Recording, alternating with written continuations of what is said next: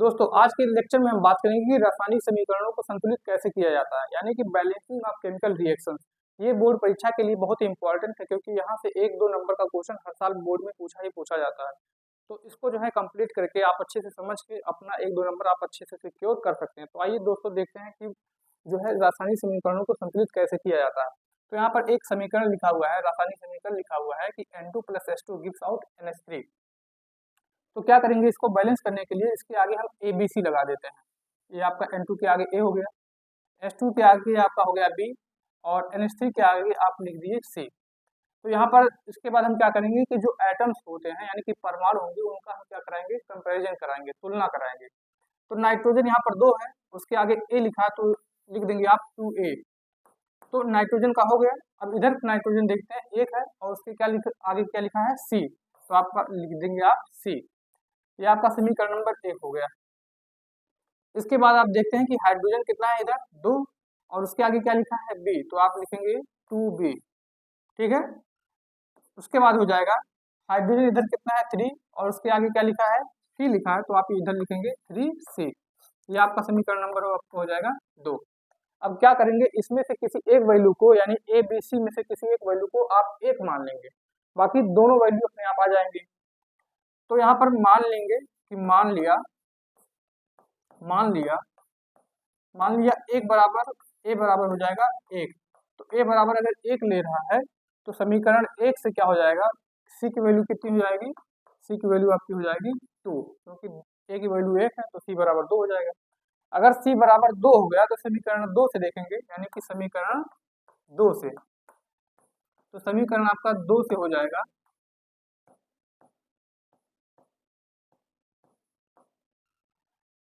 समीकरण 2 से C की वैल्यू रखेंगे 2 में, तो आपका हो जाएगा 2B equal to 3 into C की वैल्यू रखेंगे 2 है, तो 2 से 2 ये कैंसिल हो जाएगा, तो B बराबर आपका हो जाएगा 3। तो यहाँ से तीनों वैल्यू आ गई, A की वैल्यू आ गई, B की वैल्यू आ गई और C की वैल्यू आ गई। अब क्या करेंगे, अब इसको आप जो है इसमें रख देंगे, इस समीकरण में। तो A की वैल्यू जब रखेंगे तो A की वैल्यू है क्या, 1 है, तो इसको हम ऐसे ही रख देंगे N2। B की वैल्यू क्या है, B की वैल्यू आप देख रहे हैं 3 आया है, तो यहाँ पर आप लिख देंगे 3H2, और NH3 के आगे क्या लिखा है, C, और C की वैल्यू कितनी है, 2, तो इक्वल हो जाएगा आपका 2NH3।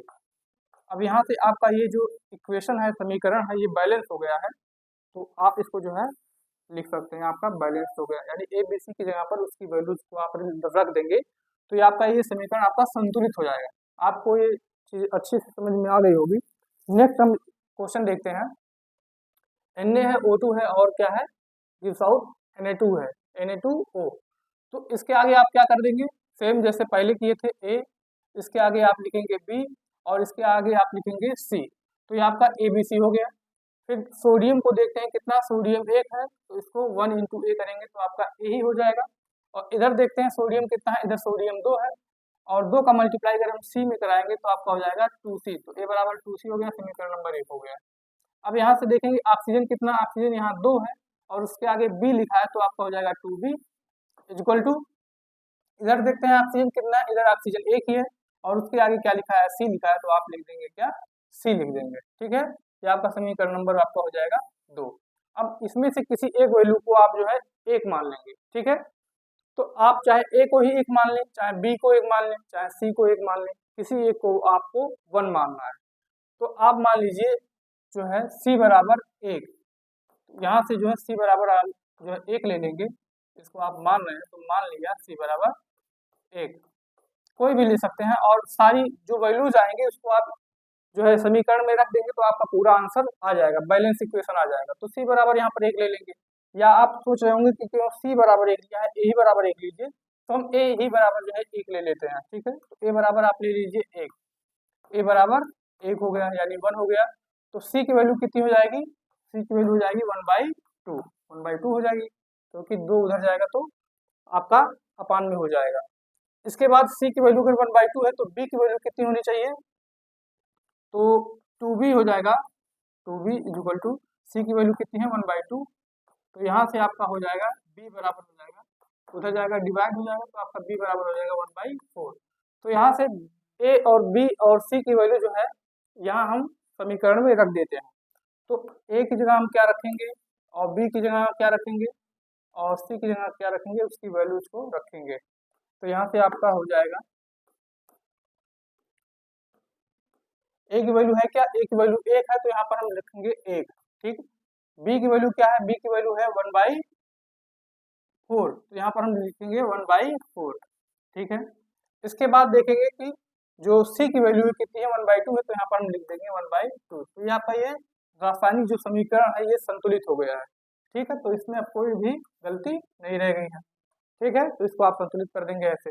इसके बाद आप देख रहे हैं तीसरा जो क्वेश्चन है, ये जो है आप लोग एक बार वीडियो पॉज करके जो है लगाएंगे और इसको मैं फिर भी सॉल्व करा देता हूँ। तो इसके आगे आप क्या लिखेंगे, ए लिखेंगे। इसके आगे आप क्या लिखेंगे, बी। इसके आगे आप क्या लिखेंगे, सी। इसके आगे आप क्या लिखेंगे, डी। और इसके आगे क्या लिखेंगे, आप ई लिखेंगे। इसके बाद आप क्या करते हैं, इसको जो है तुलना कराते हैं। तो एम एन देख रहे हैं कि एम एन यहाँ पर कितना है, 1 है। बाकी इधर लेफ्ट हैंड साइड में कुछ नहीं दिख रहा है और इधर एम एन 1 दिख रहा है। तो यहाँ से ए बराबर कितना हो जाएगा आपका, ए बराबर आपका हो जाएगा सी। ये आपका समीकरण नंबर कितना हो गया, 1 हो गया। इसके बाद यहाँ पर देख रहे हैं ऑक्सीजन कितना है, 2 है और उसके आगे क्या लिखा है, ए। तो आपका हो जाएगा 2A। अब राइट हैंड साइड में देखें ऑक्सीजन कितना है, यहाँ पर 1 है और उसके आगे क्या लिखा है, डी लिखा है, तो आप लिख देंगे डी। ये आपका समीकरण नंबर आपका हो जाएगा 2। इसके बाद देख रहे हैं कि HCl में हाइड्रोजन यहाँ पर कितना है, 1 है और उसके आगे लिखा है बी। तो आपका हो जाएगा बी बराबर, हाइड्रोजन हम राइट हैंड साइड देखेंगे तो यहाँ पर 2 हाइड्रोजन दिया हुआ है और 2 के आगे कितना लिखा है, 2D लिखा है। तो आपका हो जाएगा 2D। तो 2D ये आपका समीकरण नंबर कितना हो गया, 3 हो गया। ऐसे आप लिखते चले जाएंगे। क्लोरीन यहाँ पर आप देख रहे हैं कि क्लोरीन कितना है, बी है। एक ही क्लोरीन है तो उसके आगे बी लिखा है, तो आप लिखेंगे यहाँ पे बी। बी बराबर कितना हो जाएगा, यहाँ पर क्लोरीन कितना है, यहाँ पर 2 क्लोरीन इधर है और यहाँ पर 2 क्लोरीन है, इसके साथ जो है ई लगा हुआ है। तो आपका हो जाएगा 2C प्लस हो जाएगा आपका 2E। कितना हो जाएगा, 2C प्लस 2E। ये आपका समीकरण नंबर कितना हो गया, ये आपका समीकरण नंबर हो गया 4।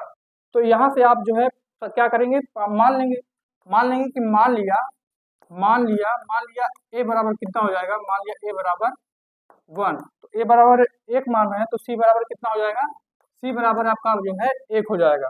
और सी बराबर अगर 1 हो गया तो जो है समीकरण 2 से डी बराबर कितना हो जाएगा, डी बराबर आपका हो जाएगा 2 हो जाएगा, क्योंकि ए की वैल्यू कितनी है, 1 है। और डी बराबर अगर 2 है तो बी की वैल्यू आप निकाल सकते हैं, बी की वैल्यू जो है समीकरण 3 से निकाल सकते हैं। डी बराबर 2 दिया है तो यहाँ पर आपका 2 टू जो हो जाएगा आपका 4 हो जाएगा। तो बी बराबर कितना हो जाएगा, 4। इसके बाद आप जो है बी की वैल्यू रख के आप जो है ई की वैल्यू भी निकाल सकते हैं, ठीक है। तो बी बराबर कितना है, समीकरण नंबर 4 से बी की वैल्यू कितना है आपका, 4 है, बराबर हो जाएगा 2 इंटू सी की वैल्यू कितनी है, 1 है और ई की वैल्यू आपको निकालनी है तो आपका हो जाएगा 2E। तो यहाँ से आपका हो जाएगा 4 माइनस 2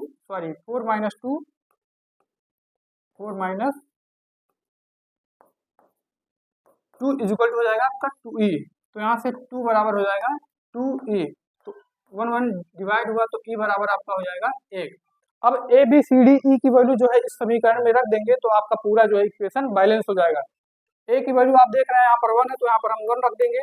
बी की वैल्यू कितना है, बी की वैल्यू आपका दिया हुआ है यहाँ पे आ गया 4, तो यहाँ पर आप लिख देंगे 4। और सी की वैल्यू यहाँ पर दिया हुआ है आपका 1, तो यहाँ पर लिख देंगे 1। और उसके बाद डी की वैल्यू कितना है आपका 2 दिया है तो यहाँ पर 2 लिख देंगे। और ई की वैल्यू क्या है, 1 है तो यहाँ पर 1 रख देंगे। इस प्रकार से ये सारी वैल्यू रखेंगे तो ये जो समीकरण है आपका ये संतुलित हो जाता है। तो आई होप दोस्तों ये वीडियो आपको समझ में आ गई होगी। और भी किसी टॉपिक से रिलेटेड अगर आपको वीडियो चाहिए तो कमेंट करिएगा। और वीडियो देखने के लिए आपका बहुत बहुत धन्यवाद। अगर वीडियो अच्छी लगी तो उसको लाइक करिए और चैनल को सब्सक्राइब करिए और अपने दोस्तों के साथ शेयर जरूर करिए। धन्यवाद।